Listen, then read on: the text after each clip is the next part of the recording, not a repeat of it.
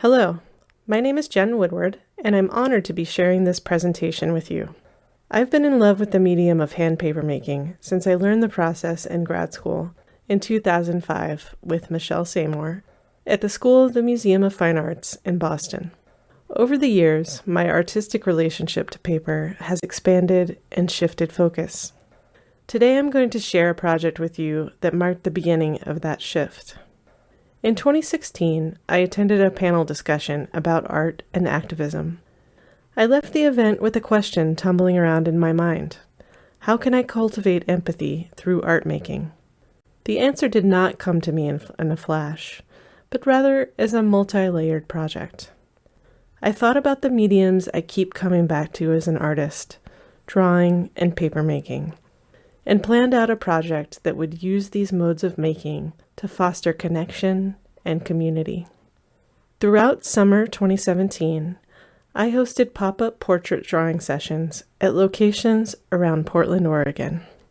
I invited participants to sign up as live models, and in exchange for sitting for a 20-minute session, I gave each participant a $10 gift card. Participants did not keep the drawings, as I told them they were ephemeral objects, but I did want to recognize the gift of their time and acknowledge my personal and professional privilege in the exchange.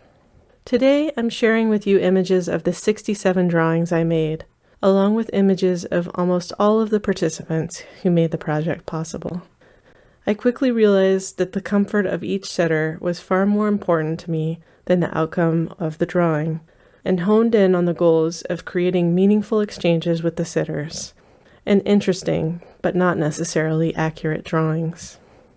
In starting with the question of cultivating empathy through art making, I realized that this is a question fraught with potential missteps and traps. But it's also one that I believe could use critical examination.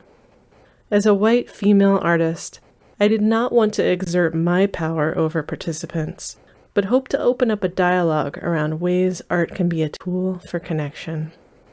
Almost none of the participants had their portrait represented by an artist before this time. I had many conversations with them about the historical privileges around representation in art. Often we talked about whatever was on their minds in the moment. I'm deeply appreciative of each participant and the time that we spent together. This project was an attempt to get out of my studio and my comfort zone as an introvert. By observing and recording the faces that exist in the world around me, I sought to connect on a new level to my fellow Portlanders. What do these faces say? Are they haggard, youthful, nervous? How can I express our common humanity through art mediums? Is the drawing secondary to the interaction? The drawings were made with handmade paper embedded with various types of seeds, such as lettuce, kale, and local wildflowers. After 3 months of hosting portrait sessions, I exhibited all of the drawings at the Portland Art Museum in a one-night pop-up exhibition.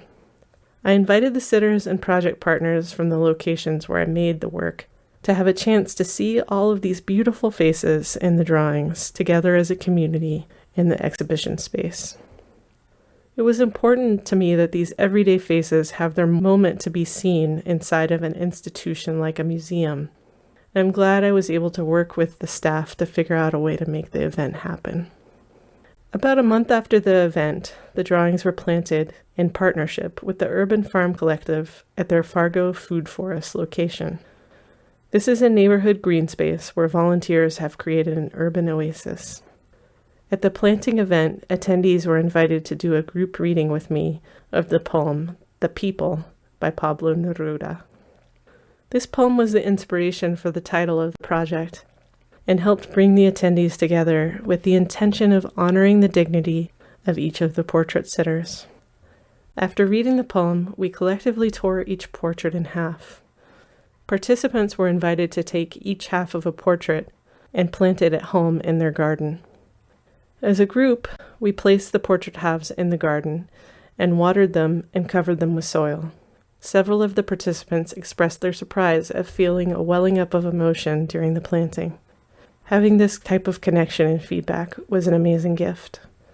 This project would not have been possible without the financial support of a grant that I received from the Regional Arts and Culture Council.